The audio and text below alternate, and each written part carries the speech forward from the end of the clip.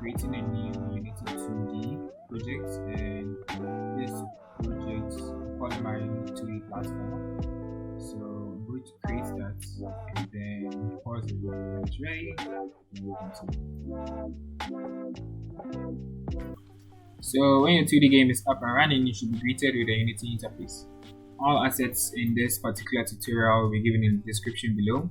All assets were provided by Mills Media, and these are the assets we'll use to develop our 2D platformer. Now, when you open up the backgrounds folder, you will see a number of images. Clicking any of these images, you see that the texture type in the inspector is Sprite, 2D, and UI. This is because all 2D elements in Unity should be a sprite if you are creating a 2D game. Now, that's because every 2D game is made up of images which are either manipulated or animated so as to give you a 2D game. The elements which are moving are animated elements, and static elements are static images, basically. So in the hierarchy, you should see a main camera. Now the main camera has a background, which is what is rendered at the back. The background is by default blue, but I made it white. You can change it however you want. That's because it's a solid color, and you can always change it. But for a 2D game, it should always be a solid color. Now in the In with Sky folder, you should see a number of 3 images. Now these images are a combination of the images you see here, which are joined together in order to make those images. If I take one image and I take another image and put them side to side, you realize I have this.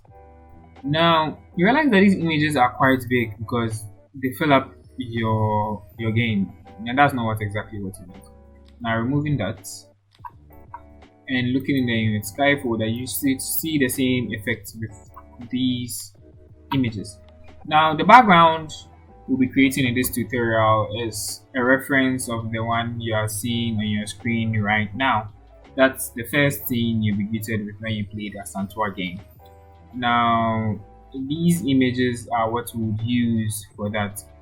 Dragging and dropping these images onto the camera would render a very big image, which I showed.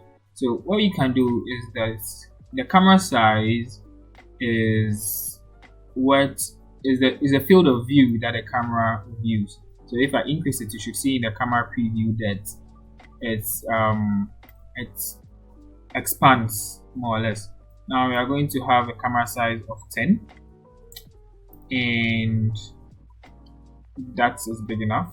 And then we place this image right by it. Now this then, bring it down a little. This then shows you basically how the first scene would look like. I think it should be this and this. Now, yeah. Okay, continuing. So this is basically your first view. It's good.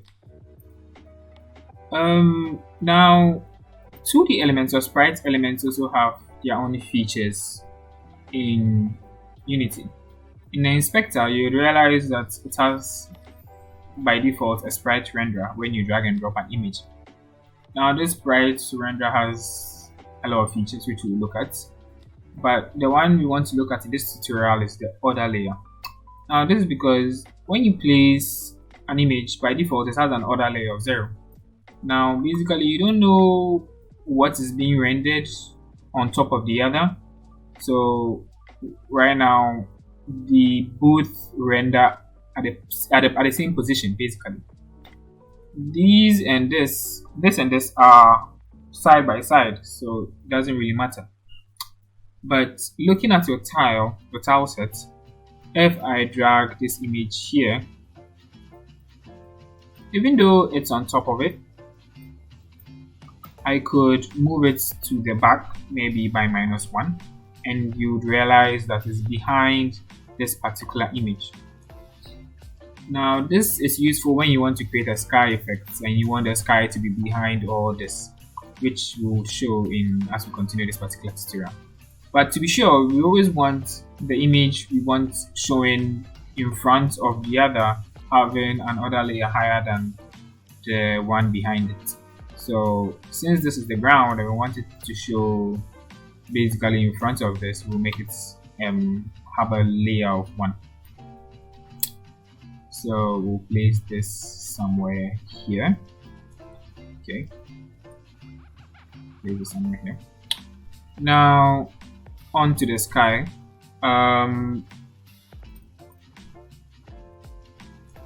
If we look in background, you should see this sky optimized, and that's the sky we'll use.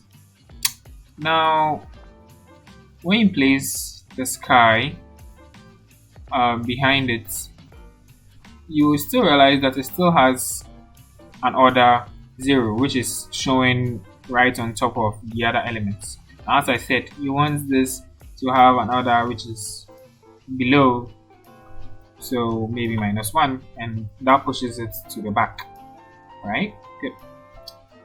Now this guy is small, so we want it to be maybe 3 by 3 and maybe 5 by 5,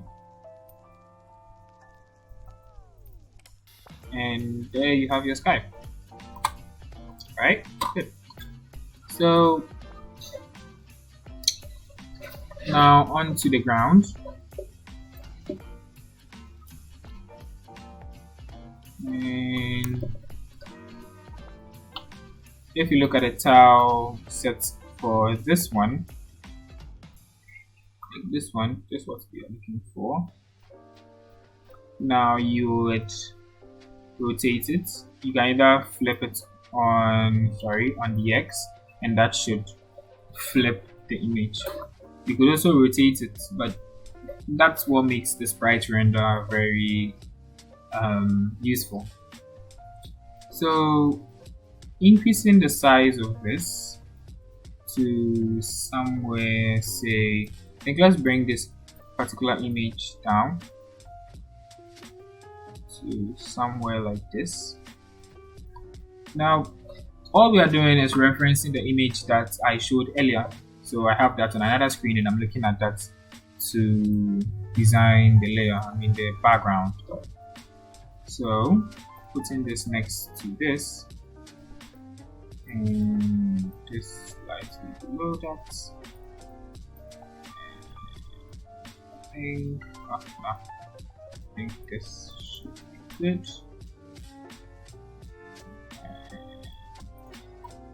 Then just duplicating this like so. Okay, and like so and like so, but you realize that this doesn't look so good, so I'll rotate it, I'll flip it on the X, and we have that, and I'll send it back a little to 0. Oh sorry, my bad. And we have a ground texture,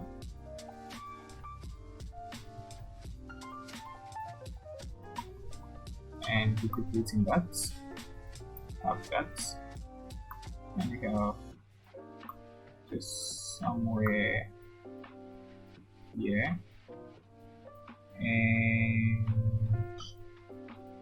we should have, yeah, that's what I'm looking for. We should have this, and that should give me that. I think yeah.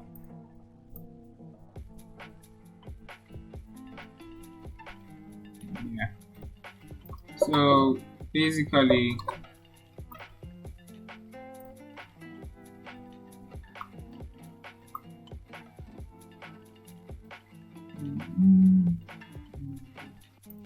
I think I'll flip this and There you have it. So basically, I'll complete this, and this gives you your scene.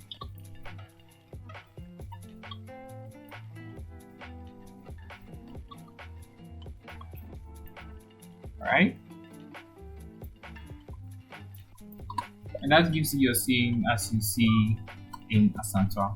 So just creating a background is basically boring, or is the most boring part, but it has to be done. So this has been this tutorial, and in the next tutorial we will look, this should be completed, so you can look at the Asantwa game and create a similar background to what I just showed you. In the next one we'll look at reading and setting up the character.